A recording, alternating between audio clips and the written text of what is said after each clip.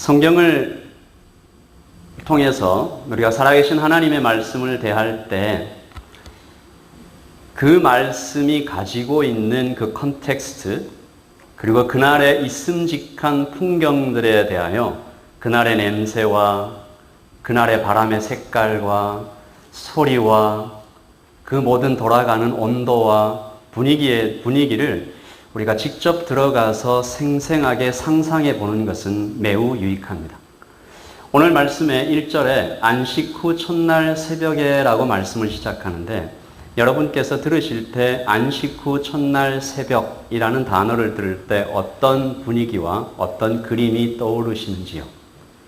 우리는 예수 그리스도께서 이미 부활하셨고 영광을 얻으셨음을 알고 있습니다. 그래서 안식 후 첫날 새벽이라는 단어를 들을 때 편안해요, 기뻐요, 그리고 어떤 면으로는 좀 감격이고 설레임이 있을지도 모르겠습니다. 그러나 그날의 풍경으로 우리가 직접 좀 들어가 보면 안식 후 첫날 새벽의 풍경은요, 예수님께서 죽으셨어요. 모진 고문을 당하시고 채찍에 맞으시고 십자가를 지시고 골고다를 언덕 올라가셔서 침이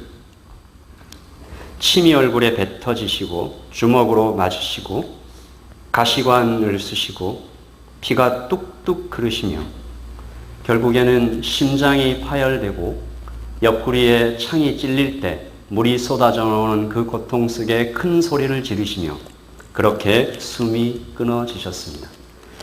당시에 십자가 형벌에 있어서 이것이 너무 고통스러워서 단지 고통스럽다라는 단어로 표현하기가 어려워 crucify라는 새로운 단어를 만들어 그 고통의 극한을 표현했던 것처럼, 이 예수 그리스도가 당하신 십자가 형벌은 극악무도한 죄인, 수치스럽고 모욕적인 국가 반역자나 가장 파렴치한 그런 범죄자들에게 내리는 벌이었기에 누구도 십자가형에 대하여 드러내고 말할 수 없는, 그래서 1세기가 많이 지나간 후에야 예수님을 믿는 사람들의 상징으로 십자가가 사용되었다는 점을 생각해 볼 때 그날의 풍경은 참으로 참혹했을 것입니다.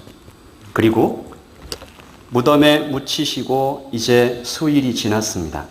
소망은 끊어지고 웃음소리는 멈추었고 한때 가슴속 타올랐던 불씨도 이미 새하얗게 꺼져버리고 고작 수일밖에 지나지 않았는데 벌써 주님의 음성이 희미해져가는 것 같고 목숨까지 드리겠다라고 서원했던 제자들은 생명이 빠져나간 것처럼 폐잔병처럼 고개를 떠 긁고 있는 그때, 그러므로 오늘 24장 1절의 풍경을 사도 누가는 아주 스산하게 전하고 있는 것입니다. 안식 후 첫날 새벽에 이 여자들이 준비한 향품을 가지고 무덤에 가서, 여기 나오는 모든 단어들이 그날의 풍경을 참으로 어둡게 잔인하게 그려내고 있는 것인데, 사람이 아직 움직이지 않는 새벽이 그렇고 죽음을 상징하고 또 확증하는 물건인 향품이 그러하며 무덤이라는 단어가 그렇습니다. 그리고 이어지는 2절과 3절에는 더욱더 참담한 광경이 예수 그리스도가 묻히셨던 무덤의 문이 옮겨졌고 그 안에 예수 그리스도의 시체가 보이지 않는다. 여인들은 털썩 주저앉게 되었고 여인들은 많이 근심합니다. 그러므로 그날의 풍경은 죽음, 무덤, 없음, 근심, 그리고 슬픔으로 덮여 있는 것이죠. 여러분, 제가 다시 이 단어들을 나열해 볼게요. 죽음, 무덤, 없음, 근심, 그리고 슬픔. 다시 말씀드리지만 이날의 풍경은 예수 그리스도께서 부활하셨다라는 것을 아직 모를 때 예수님을 잃어버린 여인들과 세상에 대한 하나의 상징으로 우리에게 다가오는 바, 저는 이것이 주님을 모르는 세상의 모습이 또한 아닐까, 그것을 아주 명확하게 보여주는 하나의 상징이 아닐까. 많이 벌어도, 좋은 것을 먹어도, 높이 올라 성공해도 주님이 없으면 죽음, 없음, 무덤, 그리고 슬픔, 이런 운명에서 벗어날 수 없는 것이 아닐까. 죽음이 확정되어 하루하루 살아가는 사형수의 인생에서 맛있는 음식을 준다 하여도, 아름다운 풍경을 보여준다 하여도 무엇이 기쁠까? 그리고 이 대목에서 정말로 안타까운 것은 교회를 다녀도 주님을 모르면 세상과 똑같은 모습으로 살아갈 수밖에 없는 것이, 조금 있다가 우리가 살펴볼 사도들의 모습에서 우리는 이것을 아주 슬프게, 또한 안타깝게, 너무나 초라하고 너무나 누추한 이 제자들의 모습에서 발견할 수 있는 것입니다. 나는 주님을 안다라고 생각하지만 실제로 그렇지 않은 사람들이 있다고 성경은 우리에게 증언하는 바, 이것은 두렵고 떨림으로 들어야 하는 메시지인 것입니다. 사도는 이런 사람들이 세상에서 가장 불쌍한 자라고 말하며 고린도전서 15장 19절에 이렇게 기록했습니다. 함께 읽을까요? 만일 그리스도 안에서 우리의 바라는 것이 다만 이생뿐이면 모든 사람 가운데서 우리가 더욱 불쌍한 자리라. 사도는 부활에 대하여 말하고 있는 것입니다. 그러므로 부활이 없다면 모든 것은 헛것이 된다라고 말하고 있죠. 그리스도께서 다시 살아나신 일이 없으면 너희의 믿음도 헛것이며 너희가 여전히 죄 가운데 있을 것이요 또한 그리스도 안에서 잠자는 자들도 망하였으리니. 여러분, 성도가 죽었을 때는 죽었다라고 얘기하지 않고 잠잔다라고 얘기합니다. 죽으면 끝이라고 생각하는 세상에 정확하게 반기를 들며 그것이 아니라고 얘기하는 것이죠. 예수 그리스도께서 죽은 나사로를 살리러 가실 때 특이한 말씀을 하신 것에서 기인한 것 같습니다. 우리 친구 나사로가 잠들었도다. 같이 읽을까요? 그러나 내가 깨우러 가노라. 아멘. 잠들었으니 깨우러 간다.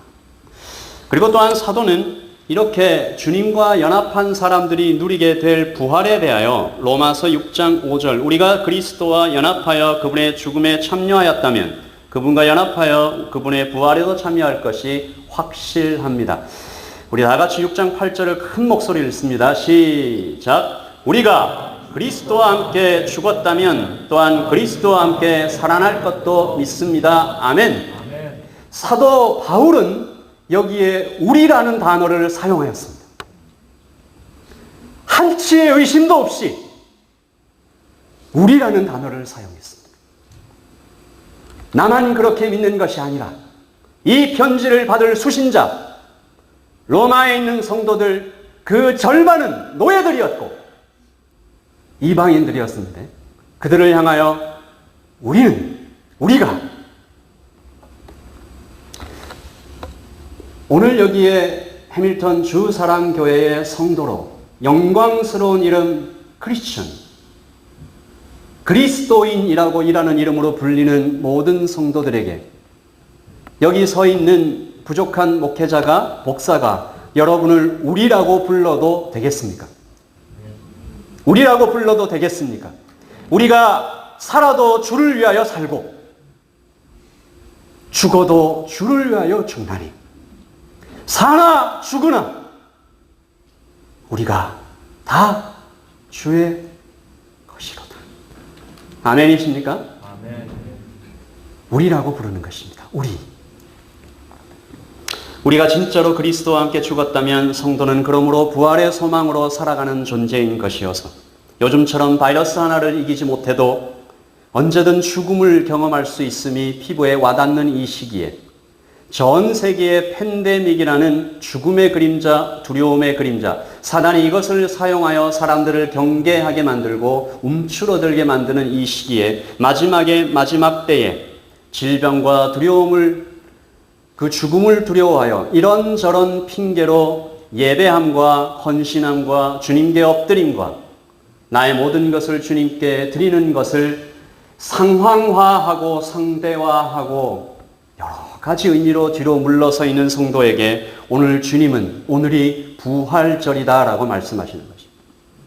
부활이 소망이 있는 성도는 어떠한 순간에도 심지어 죽음이 바로 눈앞에 쳐다왔다 해도 고백하기를 그렇습니다. 저는 죽어도 삽니다. 죽어도 다시 살리십니다라는 희망을 놓치지 않아서 오늘 성령께서 귀 있는 자는 들을지어다 하실 때 들으시기를 예수 그리스도의 이름으로 축복합니다. 주님을 보라. 희망을 놓지 말아라. 너도 다시 시작할 수 있다.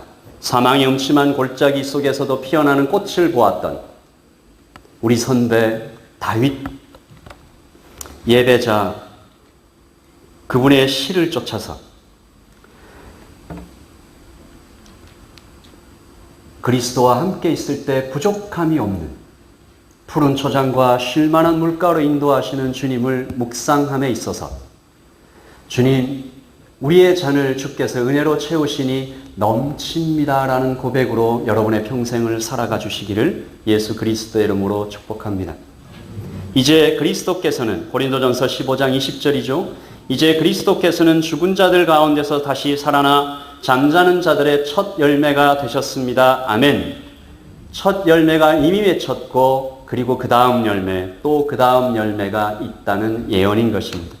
그러므로 우리는 언제라도 누구라도 파괴적인 절망에 빠지지 말아야 할 것은 여러분 제가 일부 예배 때도 이 말씀을 드렸지만 만약에 정말로 만약에 죄라는 것의 본성이 죄를 짓기만 하면 통곡하며 주님 앞에 나가게 만드는 것이라면 사람들이 죄를 짓기만 하면 즉각적으로 잘못했습니다라고 말하며 그리스도 앞에 무릎 꿇게 만드는 것이라면 죄는 그렇게 위험하지 않을지도 모릅니다. 죄의 가장 두렵고 위험한 점 중에 하나는 그리스도에게서 멀어지게 만드는 것입니다. 에덴에서 아담이 죄를 지었을 때 즉시 숨었지요. 부끄럽고 죽을 것만큼 아플 때 우리 너무 많은 생각을 하지 마시고 주님께 나가 엎드려 죽었던 것도 살게 하시는 주님이라고 고백해야 할 것입니다. 그래서 우리는 부활의 주님을 만나는 것이지요. 다시 일으켜주시는 주님을 생생하게 경험하는 것이죠. 우리 주님의 이름을 그러므로 다시 부를 때 부활의 주님이라고 부르는 것입니다. 그래서 오늘 우리는 부활의 아침을 맞은 성도들을 좀 살펴보려고 합니다. 모두 세 부류의 사람들인데요. 여인들과 제자들과 베드로가 오늘 본문에 나타납니다. 그들이 절망 속에서 부활의 소식을 들었는데 그 소식을 듣고 어떻게 반응했는지 좀 살펴보면서 나는 이 중에 누구인가? 나는 제자를 닮았나? 여인들을 닮았나? 아니면 베드로인가? 먼저 제자들부터 좀 살펴볼게요.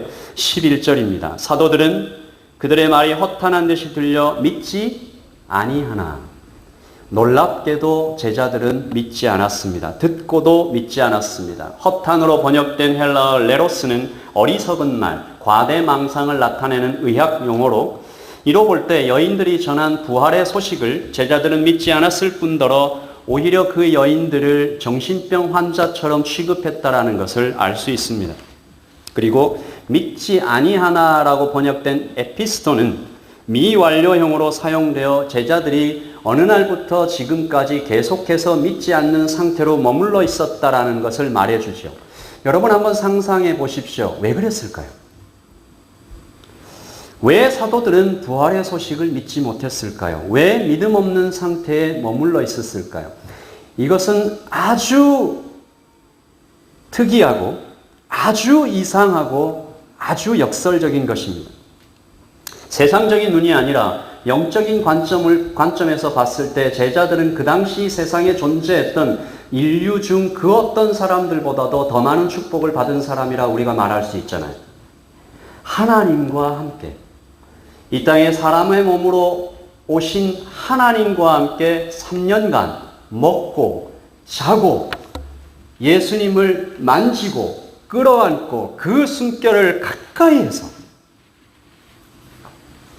무수한 기적까지 눈으로 몸으로 보고 체험한 그저 오다 가다가 지나서 만나는 정보로서가 아니라 주님이 어떤 분이신지 하루 이틀 한 달 두 달이 아니라 3년 동안 시행과 착오와 의심과 두려움이 거듭 반복되면서 확신의 영역에서 아주 심히 넘어가는 그 지경에 이를 때까지 그분의 사랑과 인내와 자비를 확증했던 것입니다.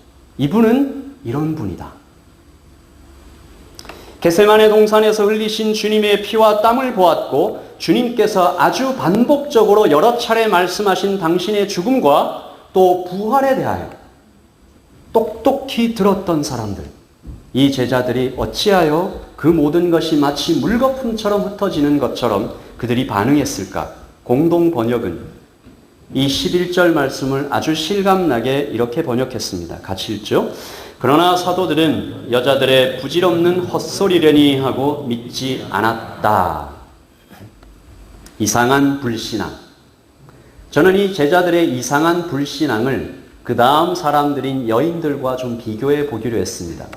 제자들이 왜 이렇게 했을까라고 좀 깊이 파고들어서 우리가 말씀을 상고해 볼 수도 있겠습니다만은 제자들의 이상한 불신앙과 거의 정반대편에 서 있는 이 여인들의 신앙을 살펴보므로 그 답을 찾을 수 있을 것 같아요. 여인들은 세 가지 큰 차이점이 있었습니다. 여인들은 약했고, 여인들은 사랑했고, 그 사랑을 몸으로 실천했습니다. 첫째, 여인들은 연약했습니다. 여인들은 연약했습니다. 제자들이 받았던 주목과 기대를 전혀 받지 못했고, 당시 사회에서 여인은 주변인으로 여겨졌고, 물리적인 사회적인 힘이 없었던 여인들은 늘 뒤로 밀려날 수밖에 없었던 것입니다. 여러분, 역사를 조금이라도 공부해 보신 분은 여인들이 투표에 참여하기 시작한 것도 아주 최근이라는 것을 여러분 알고 계실 것입니다. 여인들은 그러므로 고대에서는, 예수님 당시 그 고대 사회에서는 여인들은 그저 아이들처럼 연약한 자로 여겨지고 주변인으로 여겨졌다는 것이죠. 여인들은 연약함의 상징이었습니다. 그래서 바로 그 이유 때문에 여인들은 주님만 그들의 힘으로 붙잡았습니다. 그래서 그 약함이 예수 그리스도를 더욱 의지하게 만들었다는 것이죠. 그러므로 오늘 예배하는 여러분들 중에 자신을 나는 연약한 자입니다 라고 클레임하는, 나는 참 연약한 자입니다, 나는 참 무지합니다, 나는 참 부족합니다, 나는 참 못났습니다 라고 자신을 주님 앞에 드러낸 자들은 복 있는 자이리라. 여인들 같은 바로 그 약함이, 자신을 약한 자라고 받아들이고 온몸으로 고백하는 그 약함이 부활의 주님을 만나게 했습니다. 둘째, 여인들은 예수 그리스도를 사랑했습니다. 제자들도 예수님을 사랑했어요. 그러나 제자들의 사랑에는, 우리 다 예수님을 사랑하잖아요. 그러나 제자들의 사랑에는 무언가 이것저것이 섞여 들어오기 시작했습니다. 그래서 저는 이 제자들의 사랑을 감히 오염된 사랑이라고 불러봐도 좋을 것 같아요. 예수님께서 예루살렘에 군왕처럼 들어가시면 그 옆에서 나도 한 자리 할 수 있겠다 생각했던 제자들, 심지어 어떤 사도의 어머님은 예수님께 직접 자리를 청탁하러 오기도 했고, 가룟 유다는 자신의 기대와 다르다는 이유로 예수 그리스도를 팔아먹기까지 했음을 우리는 알고 있습니다.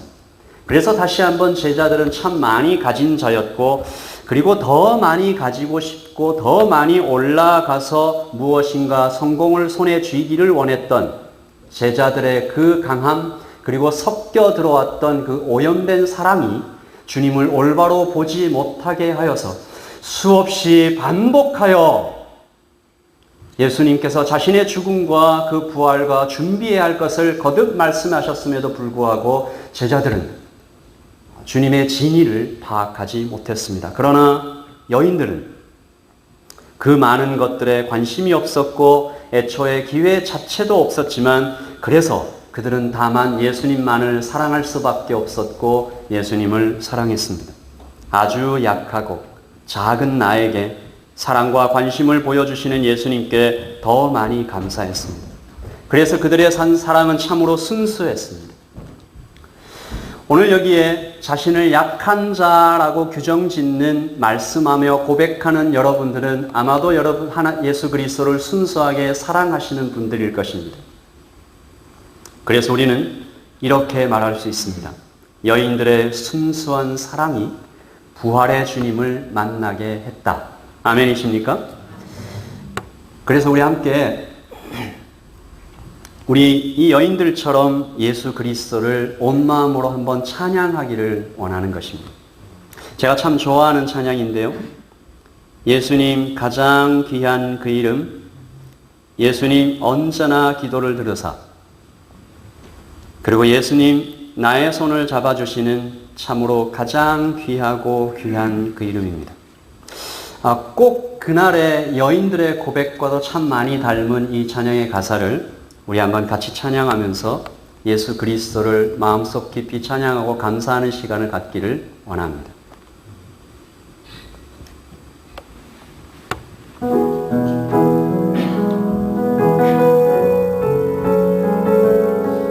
이 찬양의 가사가 우리의 가슴에 깊이 심겨지기를. 예수 가장 귀한 그 이름, 예수 언제나 기도 들으사.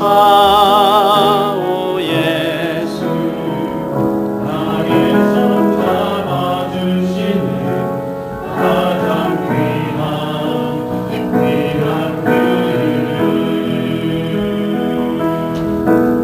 예수 찬양하기 원하네. 예수 정과 나중 되시는 오 예수 날 위해 고통당하신 가장 귀한 그 이름. 예수 왕의 왕이 되신 주 예수 왕의 왕이 되신 주 예수 당신의 끝없는 사랑. 오 예수 목소리 높여 찬양해. 가장 귀한 그 이름. 가장 귀한 그 이름. 사랑합니다 나의 예수님. 사랑합니다 아주 많이요. 사랑합니다 나의 예수님. 사랑합니다 그것뿐이에요.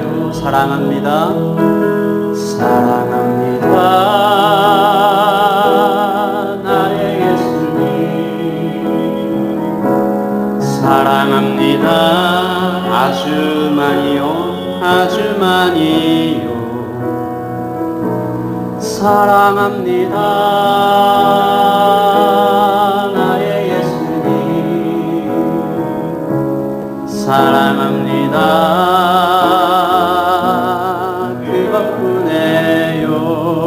사랑한다 아들아 사랑한다 아들아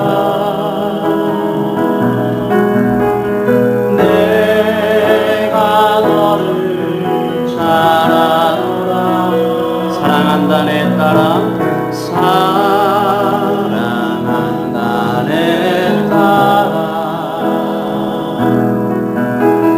내게 저를 잘 아노라. 사랑합니다 사랑합니다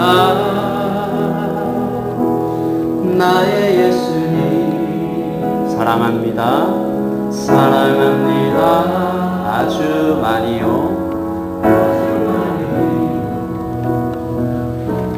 사랑합니다 나의 예수님. 사랑합니다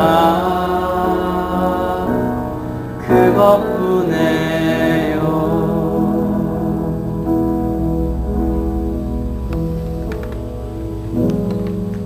여인들의 약함이 그리고 여인들의 사랑이 살아계신 부활의 주님을 만나게 하였습니다. 그리고 그 사랑과 그 약함은 여인들을 이른 아침 새벽에 예수 그리스도께서 묻히신 무덤으로 발을 옮기게 만들었죠. 연약했지만 사랑 때문에 일어선 것입니다. 이른 새벽에 주님의 무덤으로 발걸음을 옮기는 여인들을 한번 상상해 보시죠. 그 전날 함께 한 푼 두 푼 모은 정성으로 향품을 준비했을 것입니다. 위험을 충분히 예상할 수 있는 길이었지만, 그리고 무덤 앞을 군인들이 지키고 있다는 것을 뻔히 알지만, 그래서 혹시 들어가지 못할 수도 있겠지만, 무덤 앞에 놓인 돌을 어떻게 옮길지 고민도 되었겠지만, 그 모든 것보다 주님을 향한 사랑이 더 커서 여인들은 이른 아침에 주님의 무덤으로 발걸음을 옮긴 것입니다. 사도들은 집에 머물러 있었습니다. 정확한 이유는 알지 못하죠. 어쩌면 사도들은 지극히 합리적이고 또한 어쩌면 가장 상식적인 여러 가지 이유들을 마음속에 생각해내므로 주저앉아 있었을지도 모르겠습니다. 누군가 이런 말을 했는데요. 사랑하지 않으면 핑계를 찾고 있고, 사랑하면 어떻게든 방법을 찾는다. 사랑하지 않으면 핑계를 찾고, 사랑하면 방법을 찾는다. 여인들은 사랑이 이유되어 어떻게든 방법을 찾아보리라 몸으로 움직여 그 이른 아침 무덤으로 발걸음을 옮겼던 것입니다. 여러분, 이것이 굉장히 놀라운 이유는, 여러분 잘 들으십시오. 이제 더 이상 예수 그리스도께로부터 그 여인들이 아무것도 얻을 것이 없었던 때라는 것입니다. 그 따뜻한 음성도 들을 수가 없고 못내 건네시던 그 손길의 포근함도, 바라보시는 눈빛의 따뜻함도, 가슴을 벅차게 하는 그 놀라운 말씀도 들을 수가 없고, 기적을 베푸시는 주님의 놀라운 능력도 아무것도 기대할 수 없었던 때에, 오히려 예수님과 관련 있는 사람으로 여겨지면 눈총과 위험을 감수해야 하는 그때에, 그리고 모든 사람들이 예수 그리스도를 십자가에 못 박혀 죽은 그 죄인이라고 불렀던 때에 여인들은 다 버리고 다 놓고 무덤을 찾아갔던 것입니다. 리차드 포스터라는 기도에 관한 책을 썼던 아주 위대한 한 신학자께서 어느 날 그분이 기도라는 책을 쓰셨어요. 기도에 대해서 평생 연구했던 분인데 어느 날 기도가 안 되는 거예요. 기도를 했는데 아무런 응답도 없는 것 같고, 마치 벽을 향해 얘기하는 것 같고, 주님이 아무런 대답을 하지 않으시는 것 같고, 가슴이 정말 터져나갈 것처럼 주님의 무응답과 무관심과 주님의 부재가 사무치게 마음으로 다가올 때, 주님 더 이상 나에게 응답하지 않으시기로 작정하셨나, 나를 버리셨나, 회개도 해보고 리트릿도 가져보고 말씀도 들어보고 기도도 받아보고 다른 모든 방법을 사용해보고 한 달, 두 달, 세 달, 6개월이 지나가도 주님께로부터 무응답에, 그래서 어느 날 결론을 내리기를, 더 이상 주님께서 나에게 아무런 응답도 하시지 않기로, 나는 아무래도 버림받았나 보다, 기도라는 책을 썼던 위대한 신학자가 그 결론에 이르렀을 때, 이 리차드 포스트는 또 하나의 위대한 한 선언을 하기에 이르릅니다. 주께서 나를 버리셨을지라도, 주께서 이후에 나의 평생 동안 나에게 응답하지 않으실지라도 나는 주님을 사랑하겠습니다.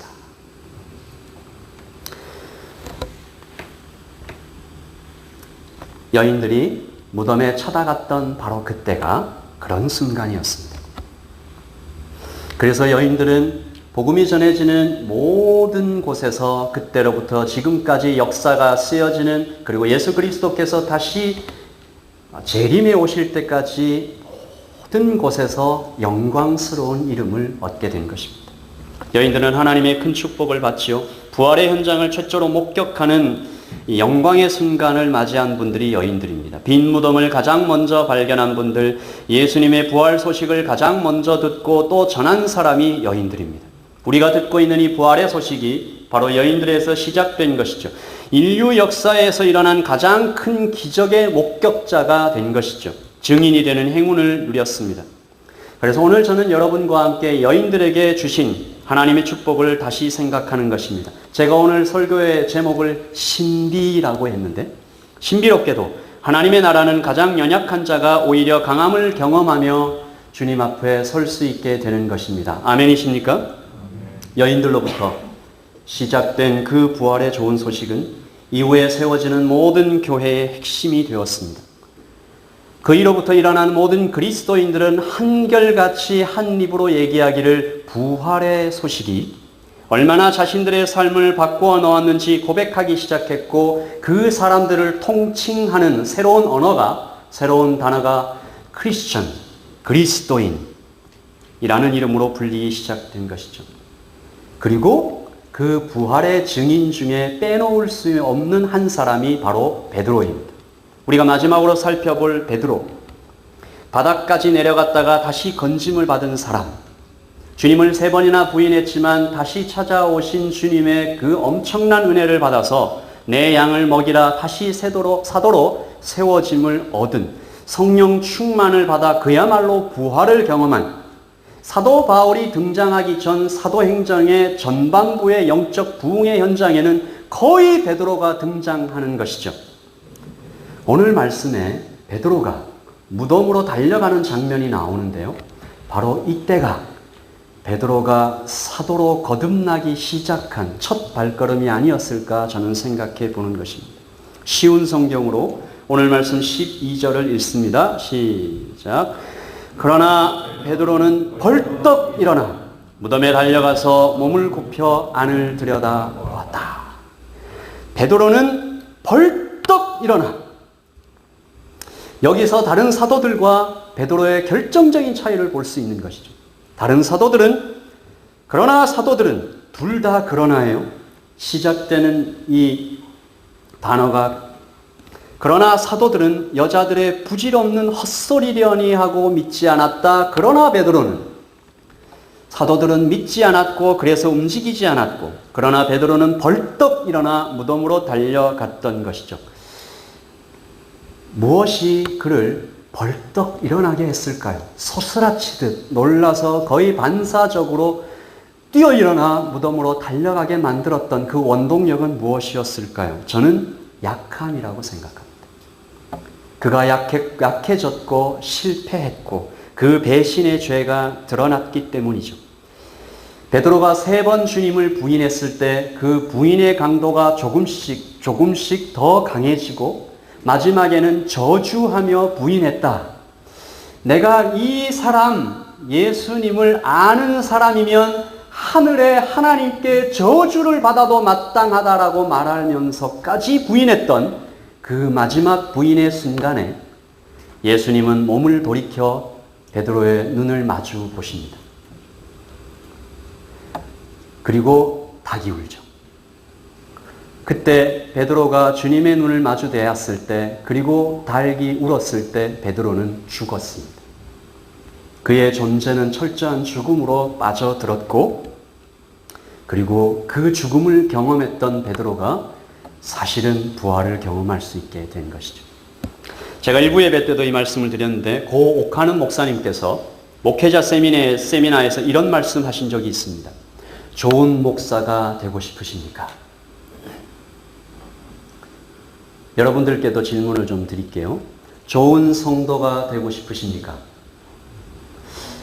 제가 주사랑교회에 설교를 하러 온다라고 하니까 여러분을 아주 잘 아는 한 목사님께서, 목사님, 주사랑교회 교인들께서는 조금 반응이 늦으시니까 너무 상처받지 마시고 그래도 그분들의 마음이 너무 진실하시고 속으로는 대답을 하고 계십니다.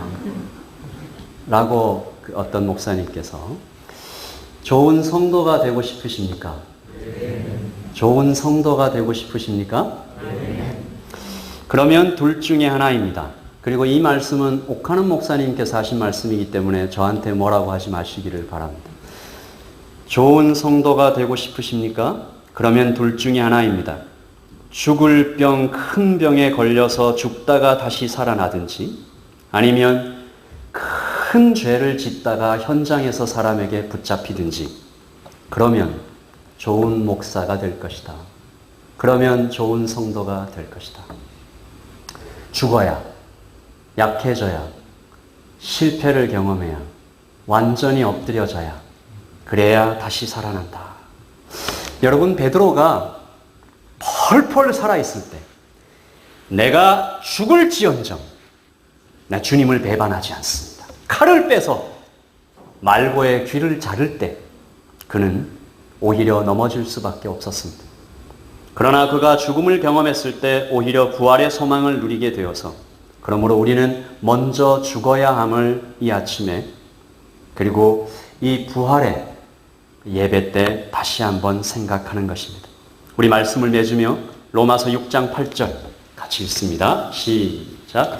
우리가 그리스도와 함께 죽었다면 또한 그리스도와 함께 살아날 것도 있습니다. 아멘. 성도가 이 세상을 살아가면서 결코 잊지 말아야 할 두 가지가 있다면 그리스도와 함께 죽었다는 사실 그리고 그리스도와 함께 다시 살았다는 사실 이것을 좀 더 실감나게 생생하게 말씀드린다면 첫째, 나는 여러분만 따라서 해주십시오. 나는 내가 생각하는 것보다 훨씬 더 나쁜 놈이다. 자매님들은 다른 단어로 다시 나는 내가 생각하는 것보다 훨씬 더 나쁜 놈이다. 얼마나 나쁜가? 그건 안 따라야죠. 얼마나 나쁜가? 예수님께서 십자가에 못 박혀서 죽으셔야 할 만큼. 둘째, 나는 따라서 나는 내가 생각하는 것보다 훨씬 더 위대한 사랑을 받았다. 얼마만큼 위대할까요? 하나님의 아들 예수 그리스도께서 십자가에서 죽으신 그 사랑.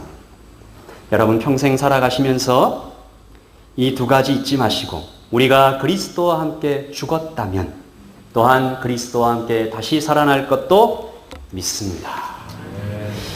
매일의 예배를 온 몸과 마음으로 드리며 우리 찬양팀 앞에 나와서 우리 함께 찬양하죠.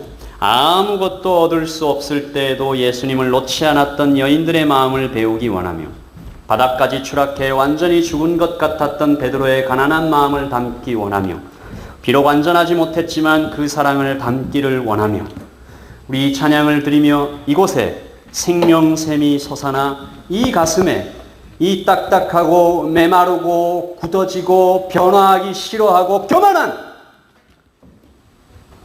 이곳에 생명샘이 솟아나 눈물 볼짜기를 다 통과하고 주님과 함께 부활하면 머자나 열매가 맺히고 웃음소리 넘쳐나리라.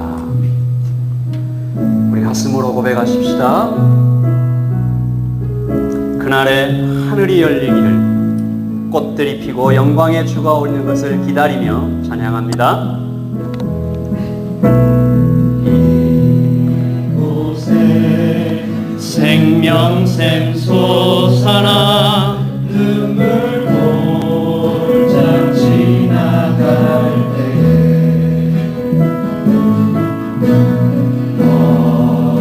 머자나 열매 맺히고 웃음소리 넘쳐나. 우리 한 번 더 찬양할까요? 이곳에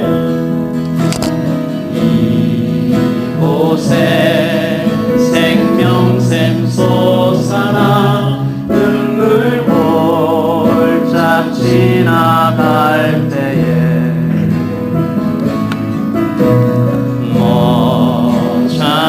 머자나 열매 맺히고 웃음소리 넘쳐나리. 그날에 하늘이 열리고 그날에 하늘이 열리고 모든 이가 보게 되리라. 마침내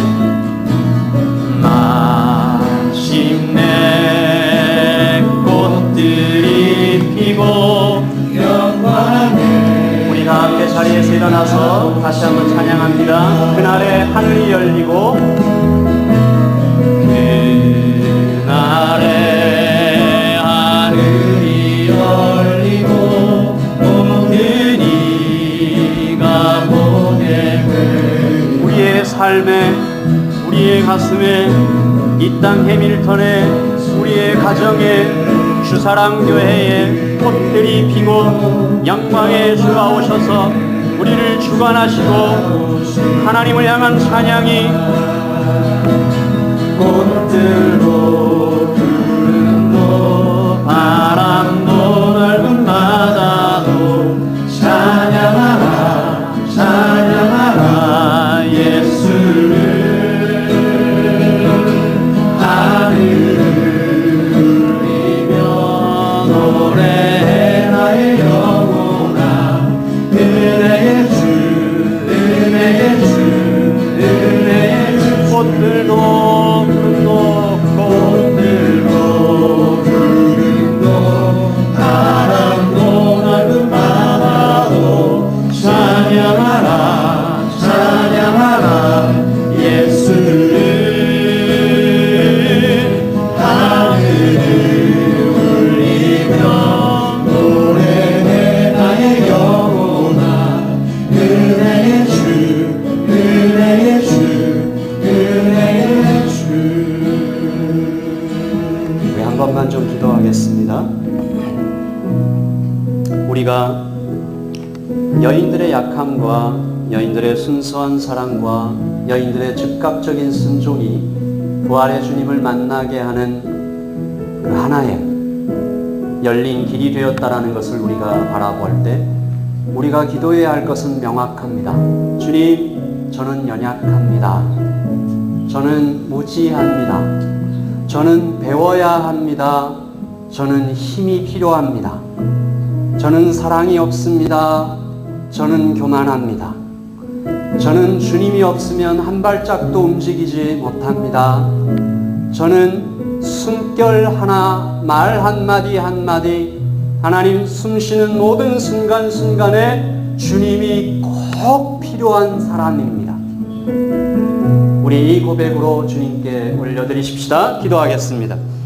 하나님 아버지, 하나님 이 해밀턴 주사랑교회 모든 성도들의 가슴 가운데 여인들의 약함이, 그래서 순수했던 여인들의 사랑이, 그리고 약해진 베드로가 벌떡 일어나 주님께로 나아갔던 것처럼 하나님 이분들의 심령에 생명샘이 솟아나고 눈물 골짜기가 지나갈 수 있도록 열매 맺히고 웃음소리가 넘쳐나는 가정과 하나님 복음이, 예수 그리스도의 그 메시지가 가정마다 직장마다 하나님 모든 성도들의 삶 구석구석마다 고비고비마다 하나님, 그래서 있어야 할 곳으로 남편은 남편의 자리에, 아내는 아내의 자리에, 자녀는 자녀의 자리에, 교사는 교사의 자리에, 목사는 목사의 자리에, 성도는 성도의 자리에, 하나님 사람은 사람의 자리에, 하나님은 하나님의 자리에, 아버지 하나님 그렇게 모두 다 만물이 제자리로 돌아가고 하나님 아버지의 통치와 하나님 아버지의 선하심과 하나님 아버지의 은혜가 경험되는 이 땅의 교회가 될 수 있도록 주님 인도하시고 함께하여 주시기를 소원합니다. 우리 한 가지만 더 위해서 기도하고 제가 축도함으로 예배를 마치기를 원하는데요, 우리 시간에 이 땅 해밀턴을 위해서 기도하기를 원합니다. 드렸던 찬양 이곳에 생명샘 솟아나, 우리 각 개인의 심령이기도 하지만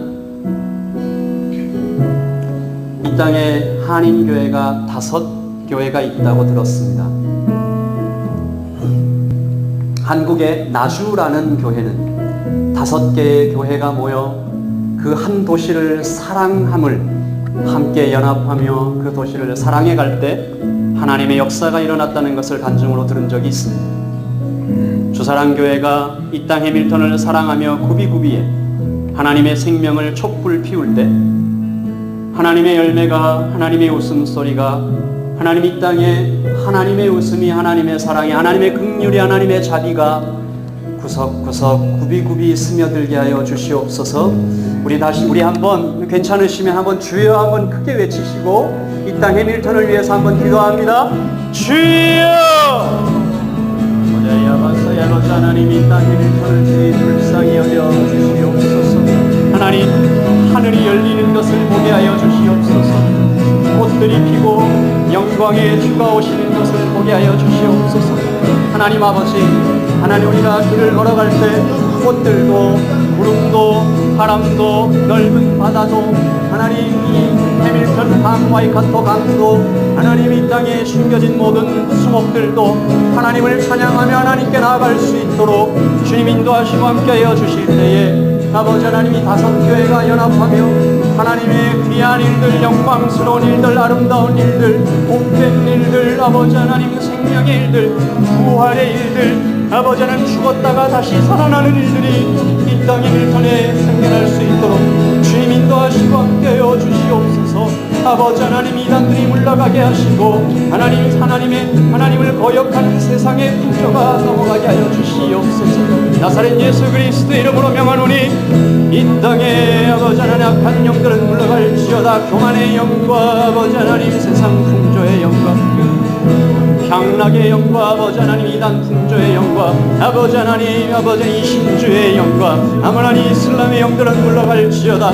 하나님 아버지 하나님의 부활의 생명의 소식이 이 땅 해밀턴을 풍요롭게 하고 행복하게 하고 충만하게 하시기를 하나님 아버지의 뜻이 하늘에서 이루어진 것처럼 땅에서도 이루어지는 놀라운 역사가 있기를 소원하는 것입니다.